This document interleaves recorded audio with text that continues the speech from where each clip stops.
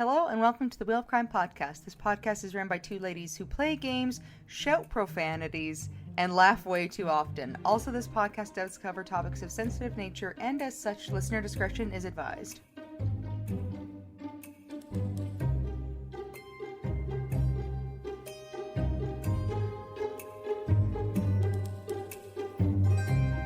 Hello, and welcome back to another episode of the Wheel of Crime podcast. My name is Jen. My name's Emily. I love that you said welcome. Welcome. Welcome back. You're tapping into your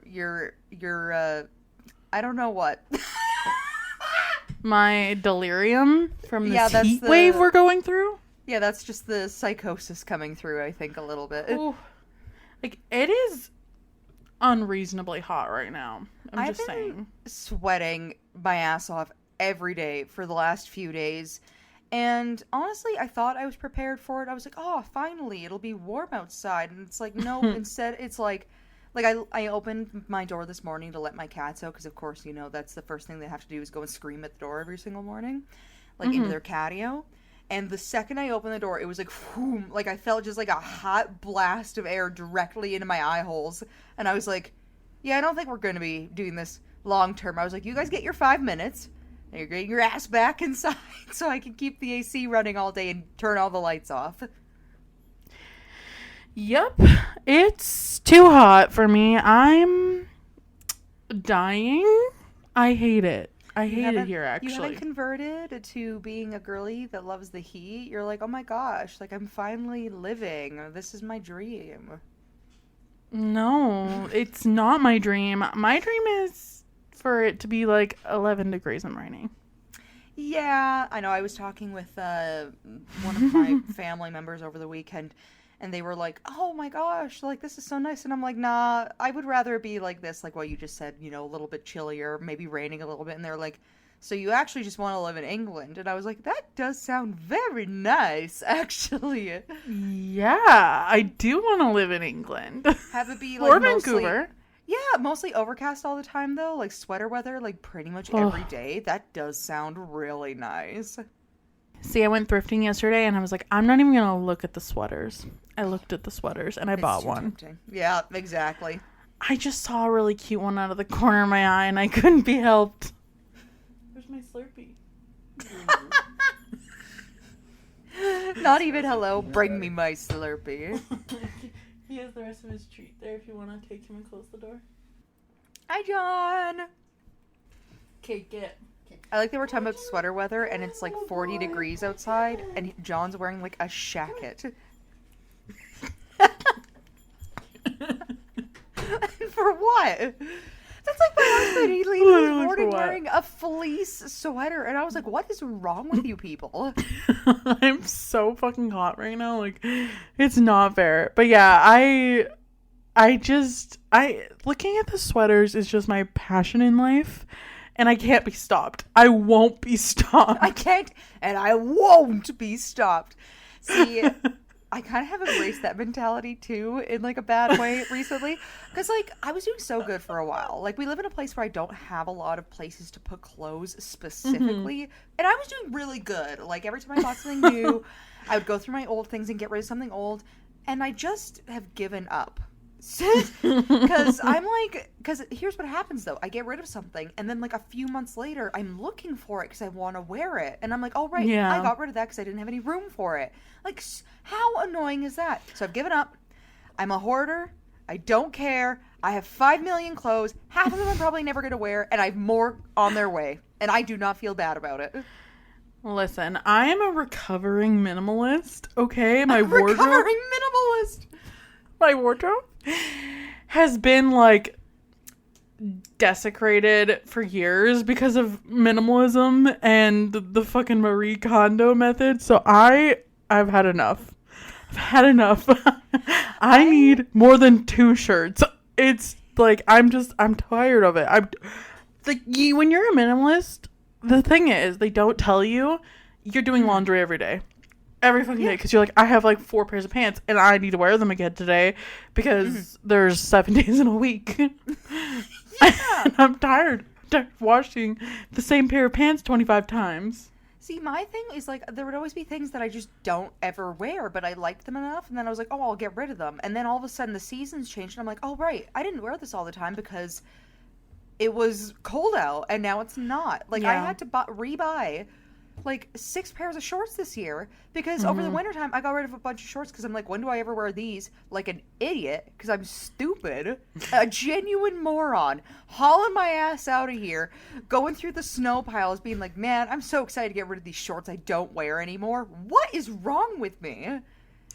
Literally, one thing that I have stopped doing that I think has changed my life is I've stopped getting rid of things in like the season that they're not for, you know, like I don't touch my summer clothes until it's summer. I don't touch my sweaters until it's sweater season.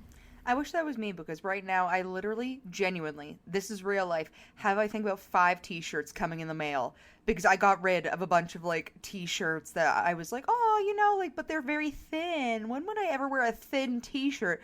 Cue to it being 40 fucking degrees outside. And I have armpit hair up the wazoo. And I'm like, yeah, as if I want to wear a tank top right now. And I have no t-shirts because that's stupid, apparently. Because I'm dumb. I make bad decisions. Yeah, literally. So anyway, that's my life now. And I don't care anymore. And I remember what I was going to say. For our listeners who might not understand what Jen means by a recovering minimalist, when she says 4 pairs of pants, she's actually exaggerating. I think at one point she owned maybe 2 pairs of pants. And like 1 black t-shirt, and that was all she wore every day because she's like, well, why would I want to have a bunch of things? So I don't know what was wrong with me. You kind of... I was literally going through a mental breakdown. I don't know. I was going to say, I love you, and I've known you for so long. I genuinely think you just get these ideas sometimes where you're like, I want to be this kind of person. And it's great, but then it's like the kind of person who has like 2 pairs of pants also literally lives out of a suitcase, and you would not be doing that. You would have like a house, a big empty house, a closet with 4 things in it, and you're like, ah, yes, perfect for when I flee the country. Like, it's like, I don't know what is happening here. I do think, like, sometimes I'm like, I feel bored. I need a new identity. Like, what am I going to do right now? But that's why I have too many things, because I wake up one day, like the other day, I was like, I need to be a country person now. I also have a pair of cowboy boots coming in the mail, because this is who I am now, and a straw hat. When will I wear those things? I don't know. Will I wear them? Probably. When will I wear them? That's to be determined. I did thrift that pair of cowboy boots I sent you, and Yay! they're so cute. Jen sent me a picture of a cute pair of green cowboy boots, which I thought was very fancy. Yes, they're cute, and I like them, and I will wear them this year to Stampede, which has already passed by the time you're listening to this episode. But, yes, for our listeners, we do record in advance a little bit over the summertime just because of the season of technical problems we always seem to have. And it's just busy. Yeah, we always have stuff going on, so that's the deal with that. But yeah, I'll find some rodeo or something to wear my boots to because they are very cute, the ones I found. And like I said, I apparently need a new identity every other week. So I have, I think, like ripped jeans coming in the mail and some kind of hippie t-shirt and a pair of cowboy boots. And I'm going to make that work somehow. I love that for you. Can't wait. All right, now let us spin our wheel of questions and we can get into today's podcast episode. All right, spin away, Em. Yay!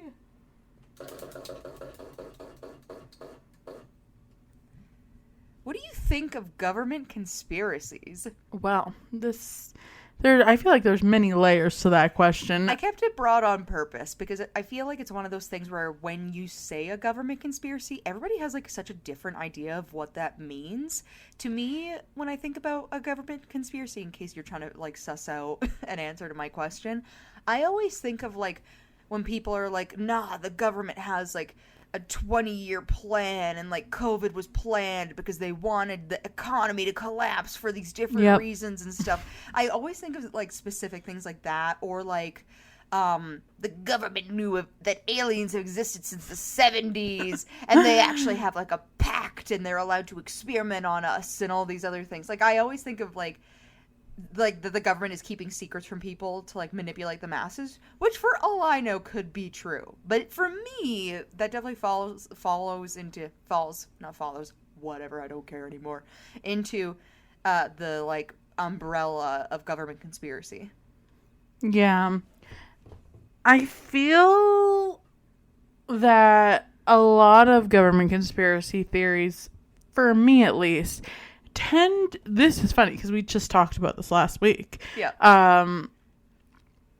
Follow into like flat earther level, you're off the cliff type realm. Like COVID was planned so the economy, like I don't think so personally. I could be wrong, but I don't think I am wrong. See, I'm always like, here's my thing. If I don't care or know about a lot of government things. That is not my realm of interest. So I'm like, is the government manipulating the masses? They could be. I don't know enough to have an opinion. I feel like I do know enough to have an opinion, and my opinion is that mostly, a lot of them disagree. Some, for sure. There are definitely some that I think could be real, but I think the level of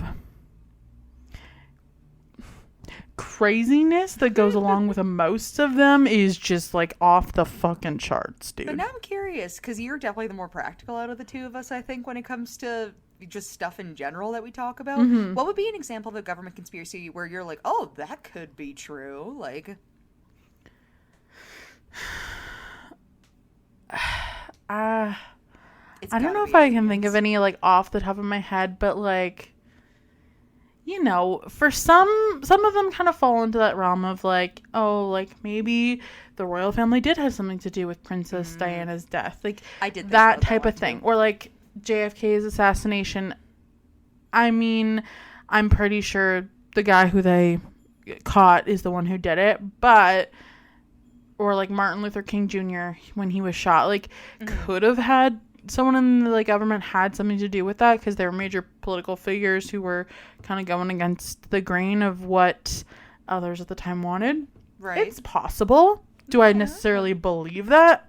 I would have to like dig a little deeper, I think, to say yes or no. But I think like there is like a space where some of those things could be true, or at least might make more sense, or you could see why someone would think that. Whereas like COVID was invented by the government to control us. I just see no logic there. It's gone. Logic is not in the room with us anymore. Yeah. I love that. That's really fun. Yeah. I don't know. Like I said, if I was one of those people where like I had more of an interest in like governmental history or just like that type of stuff, because it is kind of like it's like a world history interest, but also a political interest. I might know more, but it's just it's not really something I understand. And I think maybe that's why it's not really something that, you know, I think about often, but I don't know. We'll see. All right, spin for our next question. All right.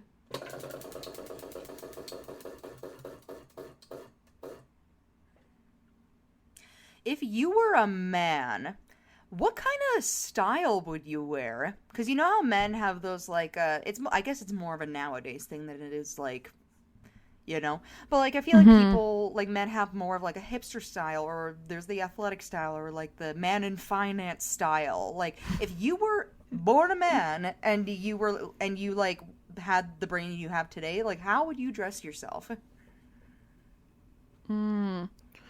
For sure, rich golf club member dad vibes. I love that. Literally, I don't know. I'll describe what I think I would wear to you, and you can tell me what it is.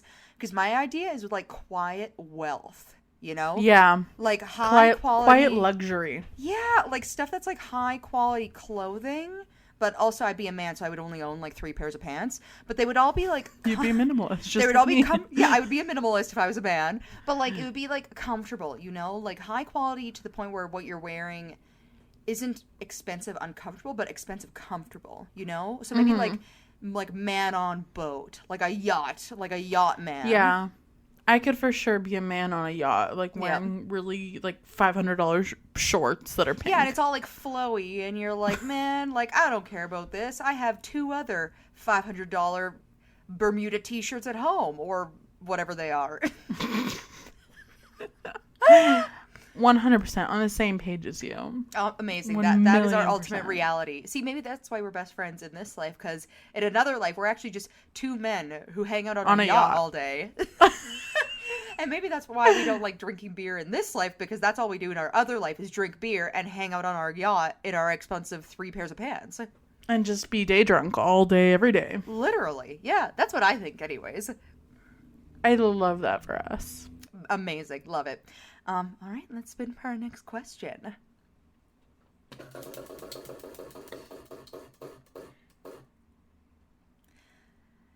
So, if you owned a helicopter, is there like a certain style or color of helicopter you think would be fun for you? I can honestly tell you I have not thought that deeply about helicopters. Okay, but like let's go back to what we were just talking about. Okay, you are a yacht man. Okay, you have enough money to own 3 pairs of $500 Bermuda t-shirts, like I said, even though I'm pretty sure that's not a thing. Okay, Okay. and okay. you have some giant house somewhere with like a helipad and like a private helicopter. I'll do a all black exterior helicopter with like a leather interior with like gold embellishments and like platinum or something. Dude, we are so on the same page. If I was like a rich man with a helicopter, I would want it to be like cool, but like a little sleek. bit edgy. Yes, sleek. Yeah. Because I wouldn't want to be mistaken for all those like, you know, like farmers with their yellow helicopters or like the ambulance with their red helicopters. I'd be like, no. I want to have like, see, my thought was almost like a dark brown maybe, or like a black. Ooh. Yeah, I wanted like gold accents and stuff, a little bit of leather, kind of make it like cool, edgy. Like if a motorcycle was in the sky, that's what I would want for a helicopter. For sure. 100% agree.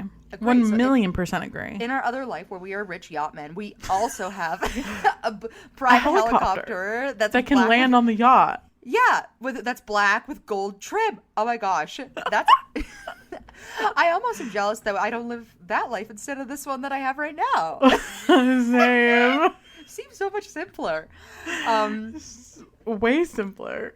Right? Because then when you get into like other colors of helicopters, I feel like you're like dipping into like more like easily traced territory. Because I also kind of want to be in disguise. Like if there's helicopter police, like I don't want them to know that I have the purple helicopter, you know? I would want to be like, no, it must be that guy. It's just black. That guy, Jenn, with his black helicopter. It must be him you saw speeding in the sky.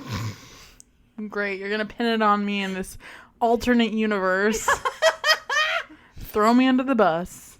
Hey, I would expect the same from you, brother. Thought we were all in this together. Oh, man. All right. Let's spin for our last question. Okay. Spin away. So, this kind of goes back to the first question I asked you. When you think of a government conspiracy, and I don't quite remember if we answered this fully when I asked that question, what's the very first thing that pops into your head?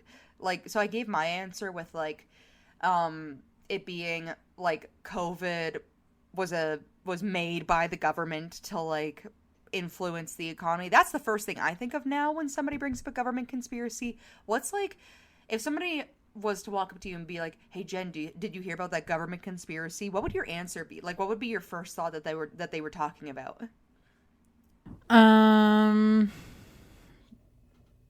Like COVID is transmitted through the 5G towers, or the JFK assassination was really done by the FBI, or 9/11 was an inside job. Which I don't believe, by the way. I just want to make that very clear.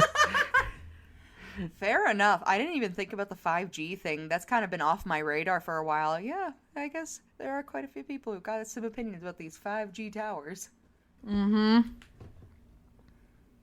I always just think of, like, what your dad might call you to talk about. Nah, my dad calls me to talk about, like, Canadian politics mostly. Yeah. All right. Well, Jen, with my questions for you today, are you able to guess what my story is for you?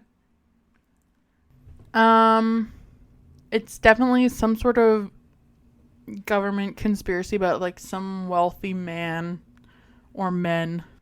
Yes. So I took some inspiration from our topic last week, and I kind of had this on. So I've made like a list of topics that I've wanted to cover someday, like when we started this podcast, and I've just kind of been going through it.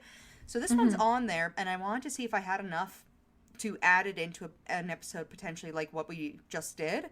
But I was able to get so many notes on this particular topic. I was like, man, this is like a full blown episode. So I'm just, like I said, in the spirit of things, gonna just follow up with a government conspiracy that I found out about and tell you about it and see how much you know about it. Ooh, okay, well, take it away, Em.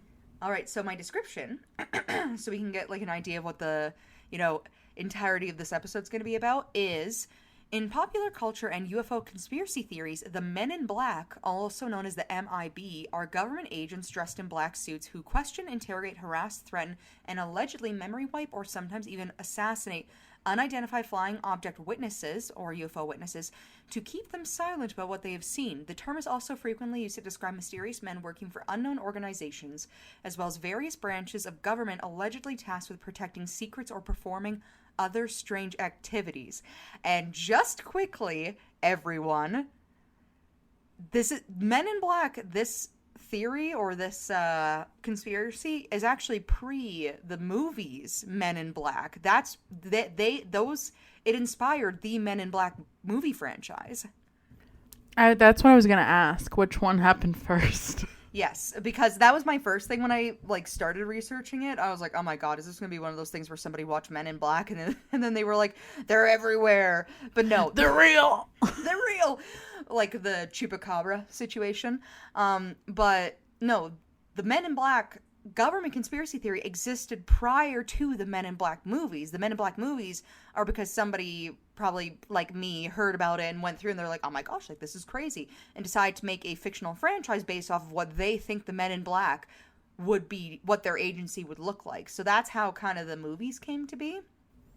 Right. But yeah, I'm going to tell you a little bit more about what the heck this Men in Black thing is about, though. Amazing. Take it away. So, the term is generic, as it is used for any unusual, threatening, or strangely behaved individuals whose appearances on the scene can be linked to some fashion with a UFO sighting. Several alleged encounters with the Men in Black have been reported by UFO researchers and enthusiasts. The Men in Black supposedly appear throughout different months or different moments in history, and stories about the Men in Black have, like I said, inspired some science fiction comedy franchises, or I think just the one franchise, Men in Black, and it also inspired an album by the Stranglers. Folklorist James R. Lewis compares the accounts of Men in Black with tales of people encountering Lucifer, and speculates that they can be considered a kind of psychological trauma. So I'm just going to touch on that one quick, because when basically what he thinks from his research into being a folklorist is that previously in history, like prior to like modern day technologies, there would be stories that would come up where people would talk about strange going ons, like some sort of weird thing happens and there's always like an outsider observing something happen, like throughout history. But now that figure at the time in written history or written storytelling would have been deemed as Lucifer. Like, oh, Lucifer bore witness to this series of strange events that happened in this folklore tale. But now the figure of Lucifer is replaced with a man in black.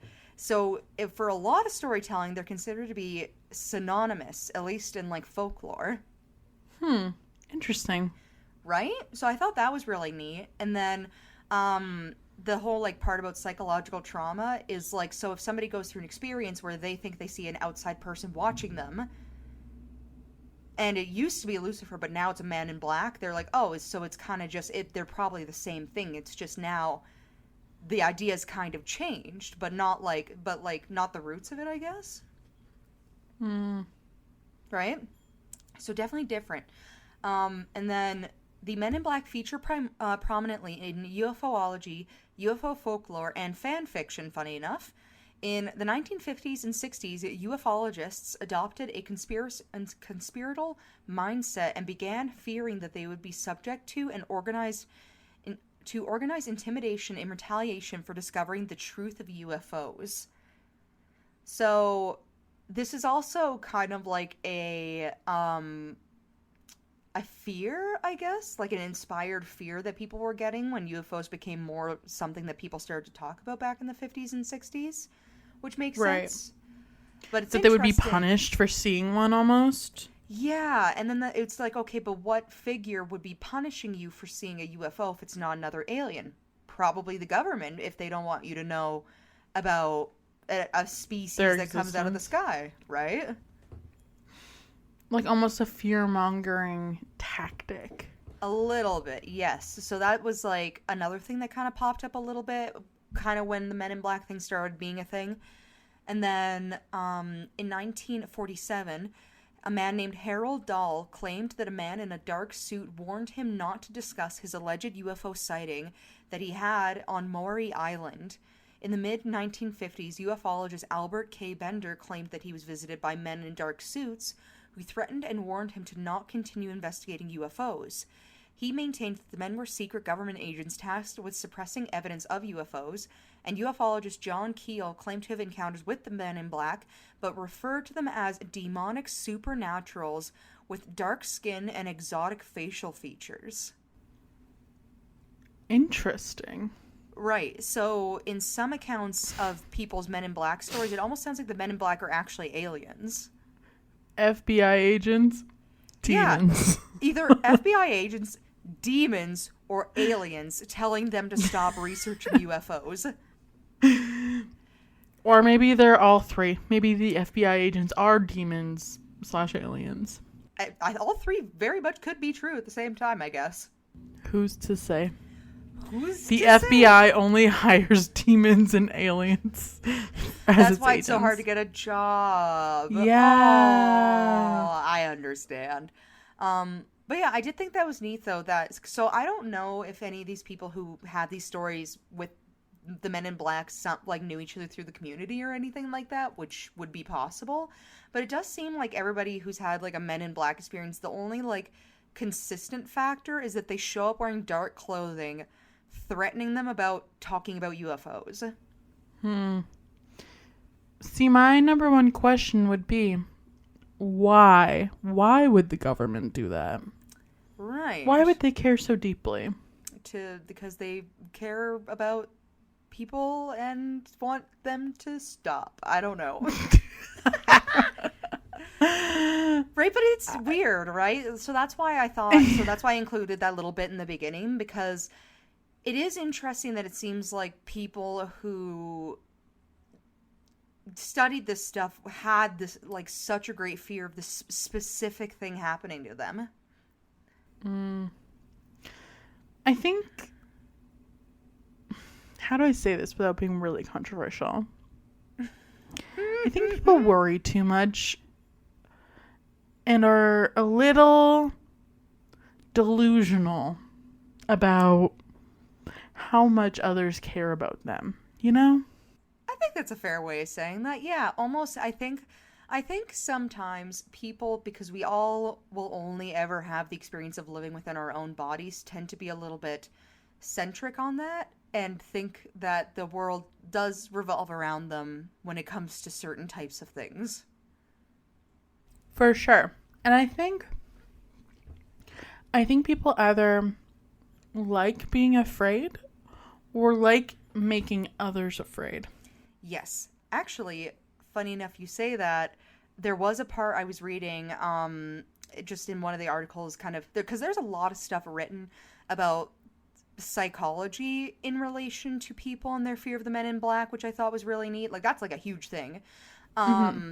And the part that I found interesting about that was that it seems like people, when they are afraid of something like this, where it almost feels like like an intentional construct, they consider it to be like an addiction to fear. Like, you get addicted to the feeling of like being scared, and then like like people who say we're because so here's the thing, how we look at aliens and UFOs today is very different than in the 50s and 60s. So in the 50s and 60s, people looked at like UFOs and alien stuff as being like so scary. Like you just didn't, like most people didn't want to know anything. Like it's just so out there, and they were worried about what it would mean if it was real. And there wasn't like, it's not like today where we can just get on the internet and search up a bunch of stuff and kind of like absorb conceptually what an alien might be. You know, people just had their imaginations. And so kind of a part of that would be if people who were afraid of aliens or afraid of this concept of something there being out there that they don't know anything about, they would want to know more, but it would scare them at the same time. So then they get addicted to that feeling of feeling like they discovered something or they found something out, but then the fear that's associated with that, right? And then it's literally being addicted to fear. Yeah. And I think it's like the COVID stuff, right? Where people get in their heads that it's something more, that it's deeper than it is, I guess. And they just like, it's like, don't take my guns or whatever, because they're afraid someone's going to come get them and then they won't have any guns. But I don't know. I just feel like it's not that deep.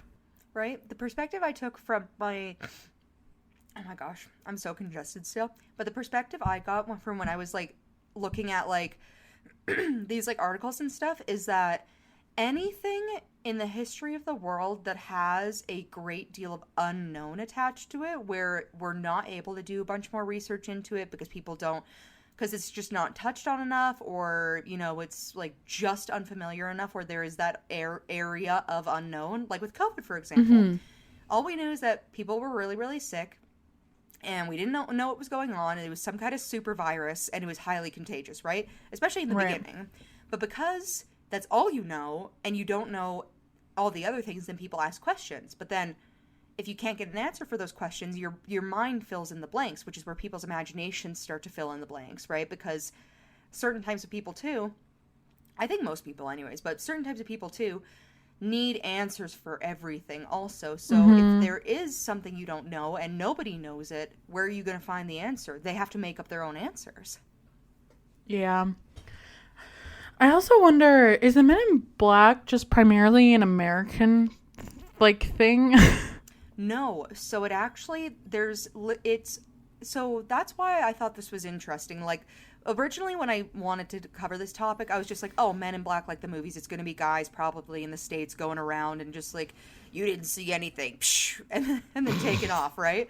But no, it's actually all over the world.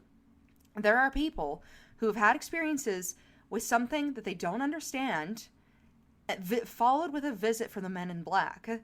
So it's primarily in the UFO community that this has happened a lot, but it's not just people who've seen UFOs or think that they've seen UFOs who are then visited by these Men in Black figures. It's people who've had like creepy paranormal experiences. It's like all these different things, and all of them, like it's just this. They're visited by these people who look like they might be government because they're well dressed and they're wearing black and all these different things, and they don't want them to talk. And that's the consistent thing. So I feel like we're getting very off track, but do they get their memories wiped then, or do they just get like a talking to? So we'll get into it a little bit more later in the episode. Yes and no to that question. There are some people who say that it's not so much a memory wipe as it is them being told like they will face punishment if they do talk about what happened to them. Right. But there's other people who don't remember anything until they're hypnotized to talk about their experience. And then they say, I remember this, but I don't think I'm supposed to. Or I was told that I would forget about this, you know? Interesting. Right? So it's very, like, again, interesting because there are so many different perspectives on this, but I'll just keep digging into my story here and go from there. But so, according to ufologist Jerome Clark, reports of Men in Black represent experiences that don't seem to have occurred in the world of consensus reality. So, if you want to get into what he basically just said, is a majority of people who've seen the Men in Black, when other people do follow-ups into these specific experiences to try to figure out like how the Men in Black got there, how they found out these different things, they can't find anything to support how anything, like not any records of people renting cars to go visit these people, like the Men in Black. Like, they cannot find the Men in Black in the physical world in any degree. Well, that's why they're super secret spies. You'll never track them down. Exactly. So he's basically saying that, like, for every experience that people have talked about, there's not yet been one where they've been actually able to physically track down a Man in Black. Ever. And this is since the 50s and 60s. There have been so many experiences that people have had with the Men in Black since then, and that not one have they been able to actually track these people. If we're saying they exist. Wow, they're very good spies then. They're the best, best in the business. But, so, historian Aaron Gulias? That's a hard one. Wrote, during the 1970s, 80s, and 90s, UFO conspiracy theories would incorporate the Men in Black into their increasingly complex and paranoid visions. And Keel had argued that some Men in Black encounters could be explained as entirely mundane events perpetuated through this folklore. And in the 1975 book, The Mothman Prophecies, he describes a late-night outing in 1967 where he himself was taken for a Men in Black while searching for a phone to call a tow truck. In his article, Gray Baker, My Friend the Mythmaker, John C. Sherwood claims that... I thought it was good too, right? John C. Sherwood claims that in the 1960s, at the age 18, he cooperated when Gray Baker, or Barker, urged him to develop a hoax, which Barker subsequently published about what Barker called the Black Men, 3 mysterious UFO inhabitants who silenced Sherwood's pseudonym identity, Dr. Richard H. Pratt. So, when I was going through my notes, I wanted to keep things like kind of short so I could just expand on them, so that might not have made sense to read as an entirety right there. But I'm just gonna kind of like do what I've been doing with this episode and give you the juice. So basically, the first person that I was talking about, who was the psychologist, they're basically saying that if anything, Men in Black, people seeing the Men in Black is often linked to paranoid delusions, which I think we kind of figured out, like, by this point, at least by talking about these stories. But some of these other stories that they were able to actually, like, get some more intel on is, one of them is this, like, story that a guy wrote where he wrote himself into the book talking about an experience he had where he undergoes a Men in Black interrogation after seeing things that he can't quite describe.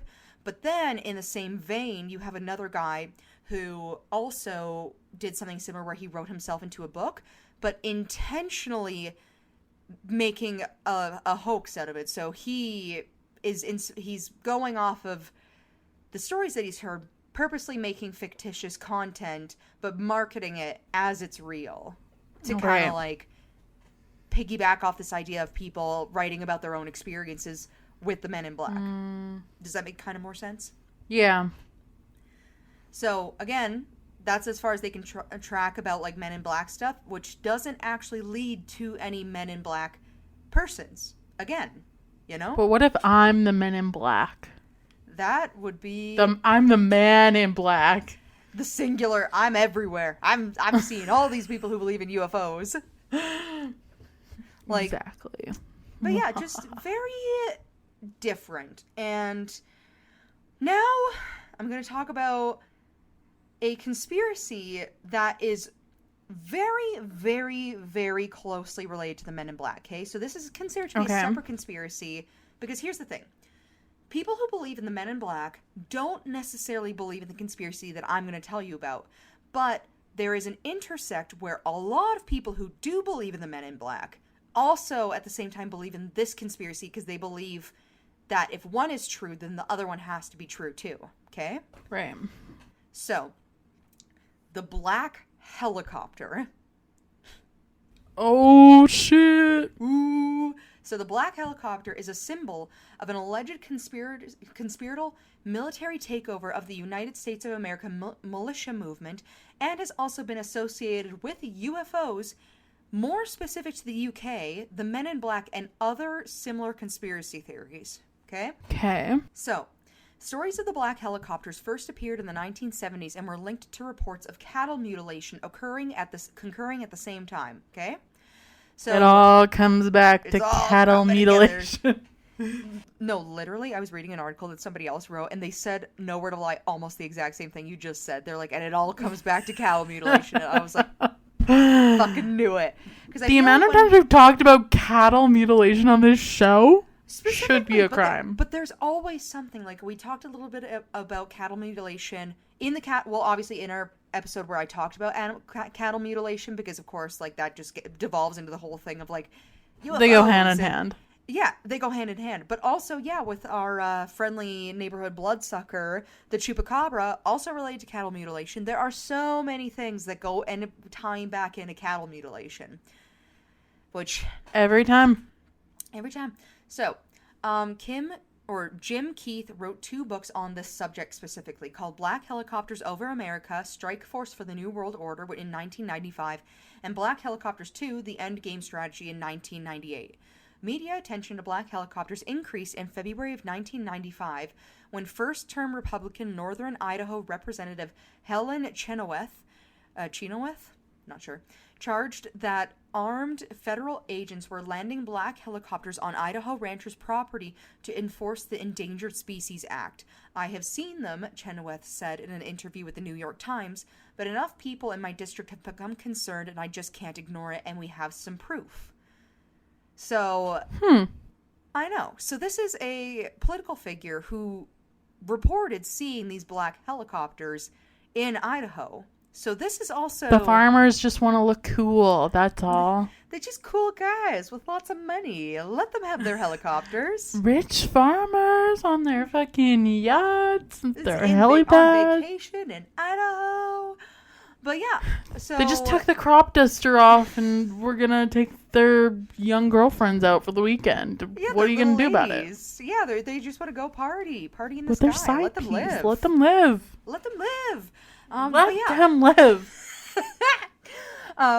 Yeah, no, which I thought was super neat when I was going over my conspiracy stuff, because it's not often you can actually find somebody who's, a figure of in politics talking. Reliable, at least. A somewhat reliable witness, yeah, especially considering it's their literal domain, politics, Yeah, exactly. So, Chenoweth talks about seeing them and having proof, and then these black helicopters conjecture resonates really well with the belief held by some in the militia movement that troops from the United Nations might invade the United States with these black helicopters. The John Birch Society originally promoted it, asserting that a United Nations force would soon arrive in black helicopters to bring the U.S. under UN control. A similar theory concerning so-called phantom helicopters appeared around like a similar time, so within those 20 years, in the UK in the 1970s. Weird. Yeah, so basically, people have been seeing these black helicopters, specifically a lot for a between while. The 70s and 90s. There hasn't been a ton of reports in more recent years, but as to the source of, like, who actually has these black helicopters, because I guess, like, I'm not, like, a plane guy or plane girl, you know what I mean? So... I, too, am not a plane guy. Yeah, but, like... It seems like people who are actually more into that field, at least from what I read when I was doing my notes, the part that scares them about the black helicopters is that they don't know their association. So, typically, like, say with, like, I think it's John Cross, at least here in Canada, that has the red helicopters where, they fly out to pick up people in the forest or wherever. But they have an association. People know who they work for when they see them, and even private helicopters have to have a number and register and do all these things and be under like a private license and do these different things. these black helicopters that people are seeing, as far as like people who are within the plane community can tell, don't know who they belong to, but they see them. So obviously they belong to somebody, and they're allowed to have airspace, because airspace is monitored. You're not allowed to fly within certain areas. You have to have like a lot of these different permissions and all these things, and places that you can land for fuel, and you have to be registered a certain type of way to go to certain types of places. There's just a lot of rules.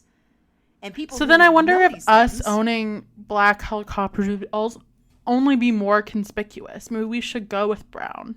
Yeah, right? Well, that's what I mean. Like, maybe close to black, but it's actually just dark brown. Yeah, little less conspicuous. Right? But yeah, so then people, like I said, who are in the community who know all these things are like, we don't know who these fucking people are in these black helicopters. And they haven't been seen as much in the last 20 years with technology advances. So to me, I'm like, okay, so we have a period of like 20 to 30 years where people were seeing these helicopters and still nobody knows who they belong to. I wonder if they actually don't, or if it's just like one of those things, when you go to like a sundown town and they're like, these outsiders. Right? Well, my thought too, because like I like to, play both sides of the field, especially when it comes to like stories like this or topics that I cover like this.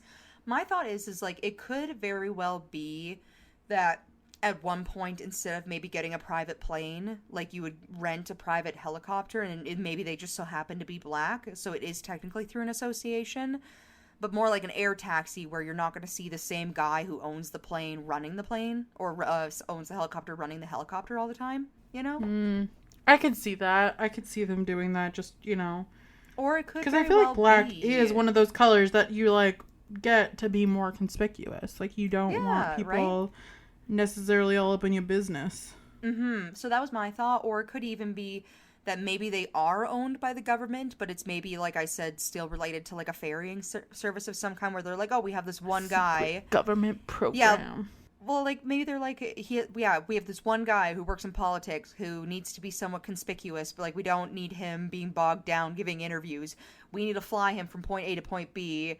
We don't want to spend a bunch of money on a plane because we don't need to fly that many people over. Just book the helicopter, I could see it. Yeah, so that was kind of my thought. But I'm going to go over in media where the usage of the black helicopter and its associations are actually used to give this idea of, like, secrecy, Yeah. I feel like I've said a bunch this episode. Oh, well.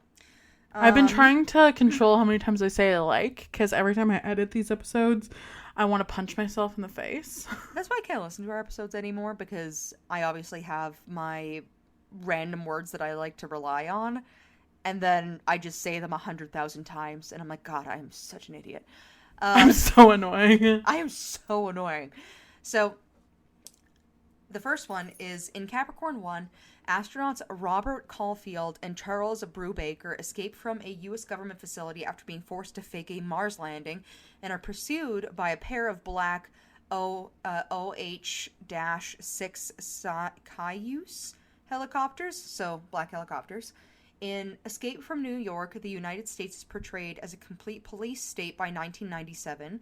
The United States Police Force, USPF, uses black helicopters to patrol the border walls of Manhattan Island, now a prison penal colony. The USPF is also known to use the helicopters to perform extractions, surveillance, and kill inmates attempting to escape. In its sequel, Escape from LA, the USPF helicopters are more futuristic in form and function, with folding rotors that retract into the top after landing. In Blue Thunder, the protagonist, police helicopter pilot Frank Murphy, uncovers a conspiracy to stir up riots in urban ghettos as a pretext for declaring a national emergency in order to establish dictatorship, and they use black helicopters to subdue the population. In Airwolf revolves around advanced black-controlled helicopters used by the firm to conduct espionage missions both abroad and within the United States. In America, with a K, a television miniseries in which the Soviet Union has taken over the United States, black helicopters are used to intimidate and subdue the American population. Additionally, the invasion of the United States is conducted under the pretext of a United Nations peacekeeping mission using said helicopters. In The X-Files, unmarked black helicopters also play a key role in the final episodes of Season 2 and 9, involving the cigarette-smoking man, and in the film X-Files: Fight for the Future, Black helicopters pursue Fox Mulder and Dana Scully after they uncover a conspiracy to use bees to carry an extraterrestrial virus. The TV series soundtrack album, including the song Unmarked Helicopters, is also centered on the concept of black helicopters. In King of the Hill, conspiracy theorist Dale Gribble discuss stealth helicopters with computerized noise-canceling capability. You know, in all the years we've been doing this show, I never thought we would be talking about Dale from King. Dude, here's my thing. I did not realize that black helicopters in media had this association until I was literally putting these notes together, and I was like, oh my god, they totally use black helicopters in some sort of government conspiracy type thing in all of these things, and I just genuinely did not put two and two together. That there was a reason honestly, for neither it. did I. I never really noticed the color of the helicopters, if I'm being honest. It's like a undertone symbolism, I guess. That's why in these movies, if it's related to the government, the helicopters are always black, because they're literally referencing this conspiracy theory. Right? Crazy. Which, funny enough, in The Conspiracy Theory, the protagonist, conspiracy theorist Jerry Fletcher, describes a silent black military helicopters to an empty cab. In South Park series premiere, Cartman Gets an Anal Probe, farmer Bill Jenkins... What's the name of the episode again? Sorry? Sorry. Cartman Gets an Anal Probe. Farmer Bill Jenkins tells Officer Bar Brady that there may have been recent sightings of UFOs and black helicopters. Bar Brady dismisses his concerns, but black helicopters fly behind him, which he then dismisses as pigeons flying. In Dos Ex, the protagonist J.C. Denton uses a black helicopter as a primary means of transportation, and the series itself is strongly inspired by conspiracy theories such as black helicopters and references them frequently. The secret-world black helicopters with red-tinted canopies, owned by the Orochi Group, appear at multiple points in the game, most notably in the Kingsmouth town area, which the quest is literally called Black Helicopters. In the video game adaptation of the 2007 film Spider-Man 3, after J. Jonah Jameson is kidnapped by a supervillain called the Mad Bomber in a black helicopter, Spider-Man replies, "Guess those black helicopter conspiracies were true." Weird Al Yankovic mentions black helicopters coming across the border in his song Foil, which is a parody of Lord's song, Royals, which starts as an advertisement for aluminum foil and devolves into a conspiracy rant. And finally, the Grand Theft Auto Online during the Operation Paper Trail storyline mission, in which the player flies a black painted helicopter, Agent ULP of the International Affairs Agency, IAA, the Grand Theft Auto universe's satirical CIA equivalent, fondly recalls flying black helicopters early in his career, not as part of any consequences, but to draw conspiracy theorists away from the actual IAA conspiracies. And that... Wow. Is my Men in Black / Black Helicopter conspiracy theory episode for you, because also a lot of the times they say that the reason why we don't see the Men in Black or know what they're doing or where they are is because they're busy flying these black helicopters, and that's kind of how they meet in the middle. I wonder, you know how we've been talking about like clown college recently? I wonder if there's like a Men in Black college I can go to. College. I mean, Are you Googling Men in Black College right now? I'm Googling how to join the Men in Black. This is how you're going to find out some weird fan club online where it's like $20 a month to be a Men in Black or something. Literally, the first thing that came up is how to become a Men in Black agent, and it's the fan club for the movie. 100%. I saw that one coming from a mile away. I will figure out how to join. Just saying. Yep, that's going to be Jen's next Mainly hyperfixation is how she joins the Men in Black. Only because I would like to wipe my own mind and just start over. See, listen. I just want to erase it all. Here's my thing. I want to be able electively to erase my memory about certain things. I mean, obviously. But I'm not thinking trauma. I'm thinking mostly like when I read a really good book and I'm like, ooh, I want to read it again. I just want to like zap or my watch memory. a show for the Experience first it for time. the first time again. Yeah. Listen, and then you could sell that as like a luxury experience, and then we could get our helicopter and become real Men in Black. That's what I'm saying. Listen, we got a lot of work we need to put into this. Okay, guys. If anyone has any tips on how to make this technology happen, hit us up. Yeah, send us an email. I'll give you a high five and a nickel. Deal. A really shiny nickel. A real shining nickel. I'll make it a US one, so it's worth a little bit more too. Oh, okay, perfect. I think that's what, $20 Canadian now or something. Yeah, pretty much. All right. Well, Jen, now that I've told you all about the Men in Black and the black helicopters, first, have you ever heard anything about those two conspiracy theories before? And two, what do you think about them? Do they fall into your flat Earth theory, or do they fall a little closer to maybe true? Neither. I feel like we do, like, if we were gonna make a perfect tier list, we probably would have needed to add, like, one more category of, like... Yeah. I feel like we need one, yeah. Yeah, I'm not sure what the category is yet, but it's, like, somewhere in the middle, like, between flat earther and true. Like, maybe not like true, but, like... Crazy. Interesting. Crazy, but maybe, question mark? Crazy, but interesting is what I'm going with. Yeah, it's like, that's my thing. All of my notes, this is why I want to make it a full episode. It's just baffling, some of the stuff that I like had to read to put this together. I am gonna go ahead and like firmly say I don't think the Men in Black are real.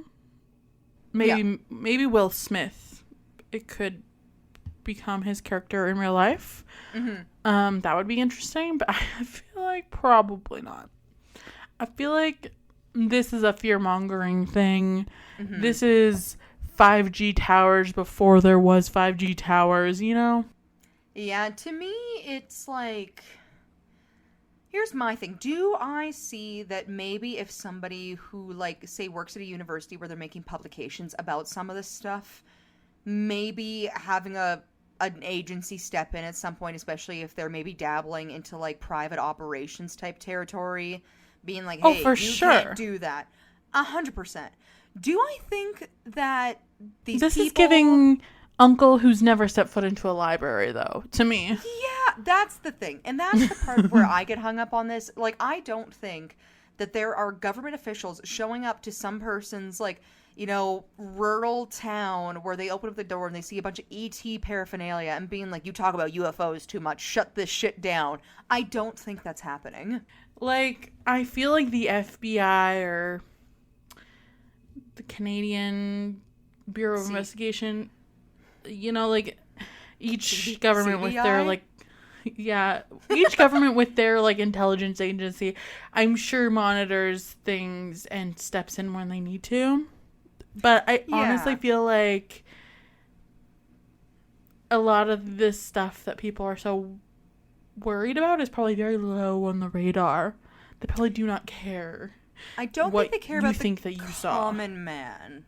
I think they care more about, like I said, like, people who are publish like research and stuff like that. I feel like that's more of the territory, you know? Mm-hmm. And then what about the black helicopters? Do you think the Men in Black are using black helicopters, or do you think that the black helicopters are some sort of like mysterious government conspiracy of some kind? I don't think a conspiracy. It probably is government owned helicopters, and that's probably why that color is reserved for them. I think it is to just be discreet incognito, you know? Because if you have a fucking fire truck red helicopter like an ambulance would, you're going to be a lot more noticed in a dark night sky than you are if you're black. Yeah, that was my thought too. My thought, like I kind of touched on earlier, is... So I already just gave my Men in Black deal where... so I think that's the case, but I also think that I kind of understand why the psychology is kind of like, oh yeah, and people literally want to scare themselves with this kind of thing because it makes them feel like, I don't know if it makes them feel more relevant or that sort of thing, but I do kind of understand how this ties into folklore, where like stories where people were being observed by a third party somehow, more from being the devil watching you to the government. I can see that and everything, but I already just gave my deal on how I feel about the Men in Black in general, where I don't really think that's happening for the most part. For black helicopters, I'm still sticking with what I said earlier, where I do think it may just simply be a discreet service that people can pay for if they have the means and the money for transportation. Like a hitman? That's slightly more efficient than a plane. Yeah, sure. Like a government hitman, you know, those guys. Yeah, exactly. But yeah, so if we go missing after this episode, maybe they are real. You never know. But that's the end of my episode for you guys here today. We're gonna try and keep it, you know, timeline-wise on point. So if you liked today's episode, please leave us a review. We greatly appreciate it. We also have our website you can check us out on, which is www.wheelofcrime.com. We have a Patreon if you want to donate to the show, which is wheelofcrime@Patreon. And we have our email, which is wheelofcrime@gmail.com. And we have our social media, which is on Facebook, Twitter, Instagram, and TikTok, or X, if you want to call it that, at Wheel of Crime. And if you want to submit anything to the show, say you had a Men in Black experience, or you know a little bit of something about these black helicopters, you can submit a form on our social media for our next listener episode, where we can potentially share a anonymous, I'm assuming, if you want, I guess, I don't know, I'll tell all your secrets if you want me to, story to the show, and that would be super fun, because we are going to do an end of summer special episode, a little campfire story thing like we did last year for our listener stories. So if you want to do that, submit a story, check it out, and yeah, I think that's about it. Yeah, that's it, that's all, and we'll see you next week for another new episode. Okay, bye. Bye.